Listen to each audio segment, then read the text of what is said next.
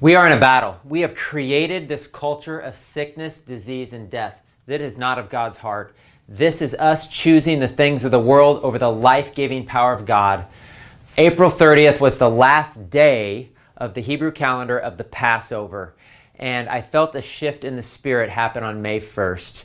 The Lord took me back to the Exodus where Moses was leading the Israelites as they wandered 40 years in the desert, and they were so full of idol worship and so full of sin that God basically wiped out that entire generation, and only Caleb and Joshua made it through. They had to raise up an entire new generation who would not choose idols and idol worship to actually go into the promised land. And if you look in Joshua chapter 5, this new generation, they ate of the Passover, and the day after, they ate of the food, of the produce of the land. They were no longer relying on manna from heaven. It was about eating the food of the land. It was a very significant shift in that generation going in to take back the land. Now, what's interesting about it is God did not just give them the land. They say, okay, here it is. Welcome to the promised land. They had to fight.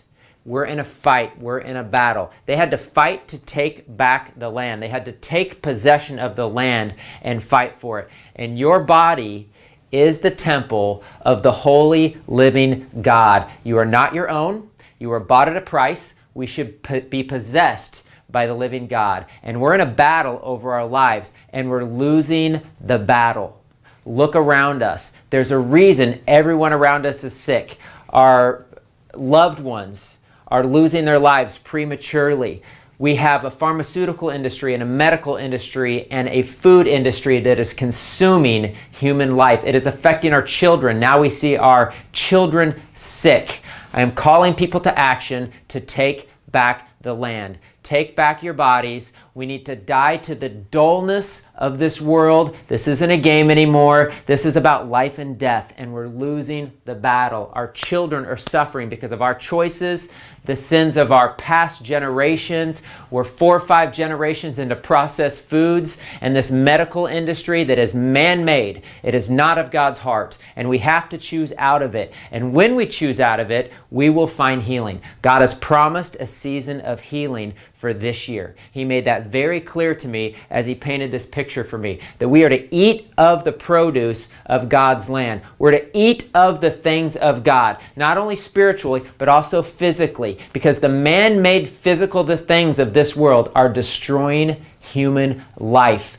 and it has to stop. I'm looking for people who will raise up and who will choose life, who will choose God, who will choose to turn away from the dullness of the things of this world and bring and restore health and life to themselves and to future generations. Because we are called to do great works for God, and it's really hard to do that when we're full of sickness and diseased. We're consumed by idol worship. We're not addressing the number one idol in the church, which is food. God made it very clear in the Bible that when we're full of food, we would forget the Lord our God.